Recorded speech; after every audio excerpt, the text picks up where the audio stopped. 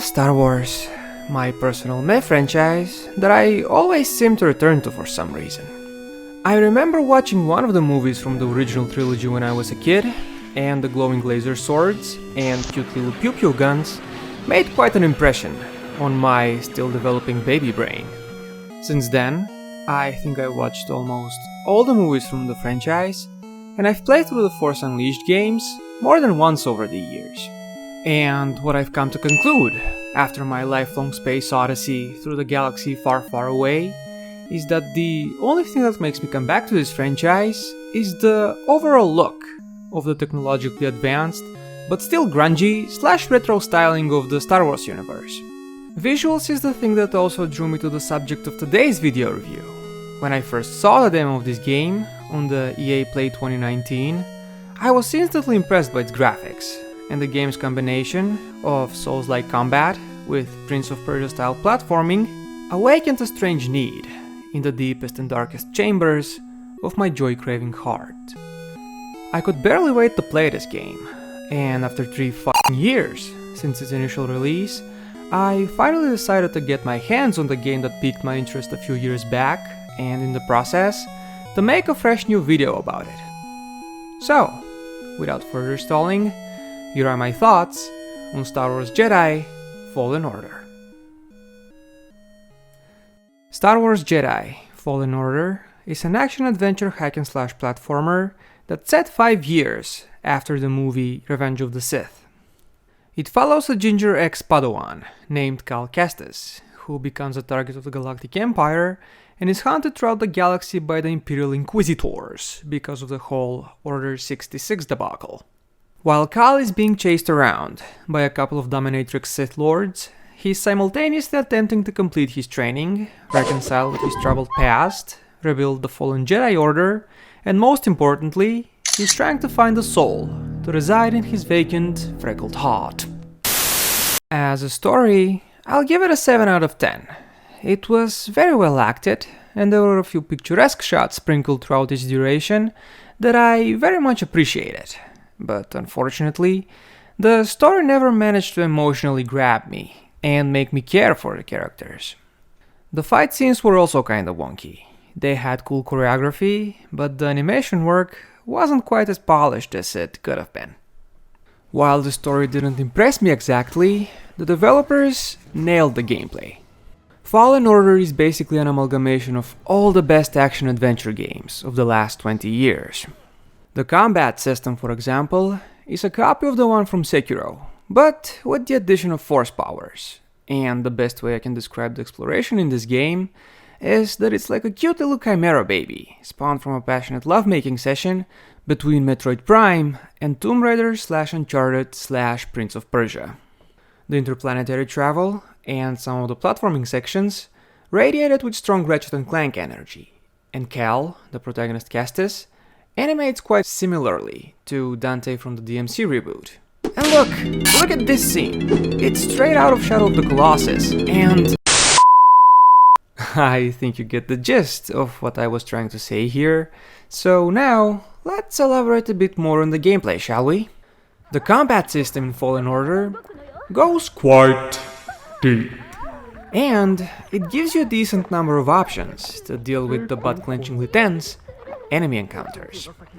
Cal is able to attack, block, and dodge, and if you have the twitch to block an attack just before it hits you, Cal does a parry, and if the attack in question is of the projectile nature, that same projectile gets reflected back at the beta cuck who shot it at you.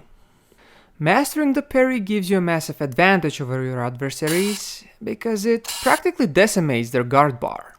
The guard bar basically tells us how much longer we or our enemies can cower behind our weapons, and if the bar is drained down to completion, blocking becomes out of the question for a few seconds, which in a game like this time frame can be very lethal for either of the parties. Cal's lightsaber can be transformed into 3 different weapons: standard lightsaber, double-bladed lightsaber, and thanks to its detachable grip, it can be turned into 2 separate lightsabers. The standard lightsaber is most effective for one-on-one fights. The double-bladed mode is more useful for crowd control and projectile repulsion. And the dual-wielding mode is technically a single move that does massive damage to the health or guard bar, depending if the enemy is guarding or not. Aside from his versatile laser sword spear, Cal can also rely upon the aid of the Force in his self-righteous killing spree. The Force abilities that we have on our disposal are Force Freeze, Force Push, and Force Pull, which are also useful for traversing the environment and for puzzle solving. As you're jumping around the surface of these largely hostile alien worlds, you'll inevitably come across a meditation circle. The meditation circles are this game's version of bonfires, which means that they're basically checkpoints where you can replenish your health and healing items, and you can also exchange your hard-earned XP for new moves and longer bars. Now that I've touched upon the topic of jumping around alien worlds, it's probably a good time to say that I'm very much impressed with the scope of these stages, and the level of interconnectivity of every single one of them is simply insane.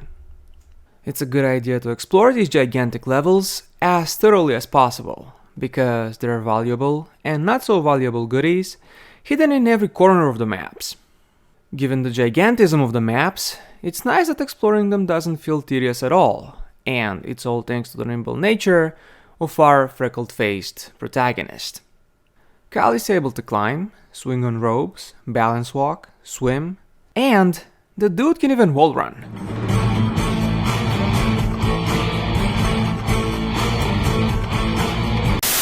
But despite Cal's undeniable acrobatic prowess, you'll eventually come across an obstacle that's totally insurmountable, at least with your current skill set. But, in the spirit of every Metroidvania ever made, Cal, or his adorable companion droid BD-1, will eventually acquire the necessary skill to surmount the previously insurmountable obstacle, and you'll finally be able to see what lies beyond. Sometimes, the thing that lied beyond happened to be a perfectly raidable tomb.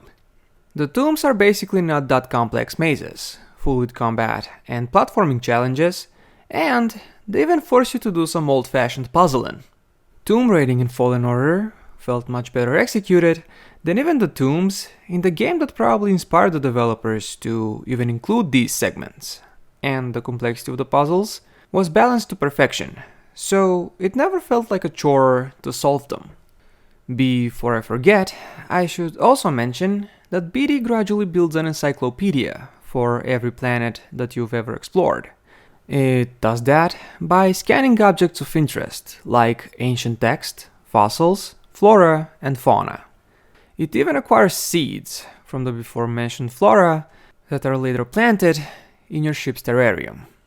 From an audio-visual perspective, the game looks and sounds very authentic to the movies, and as I said in the introduction of this video, the visual style of the Star Wars universe tickles my fancy quite hard. The game is good at making its extremely gamey level design to look as natural as possible, and thanks to the Unreal Engine 4, it almost looks photoreal at times. Star Wars Jedi Fallen Order is not a perfect game. The story is a bit bland, there are instances when it's prone to glitchy behavior, but the game is also tons of fun.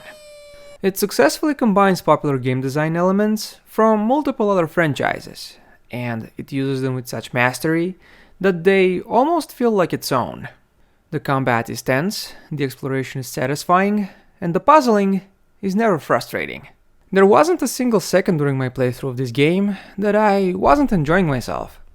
The first night that I played it, I even dreamed about playing it, and this hasn't happened to me since I was like 10. On the 28th of April, its sequel Star Wars Jedi Survivor is coming out, and just like the first time I saw the demo of its predecessor, I can barely wait to play it. Thank you guys for watching, and if I manage to make another video, I hope I'll see you guys in the next one. Have a nice day!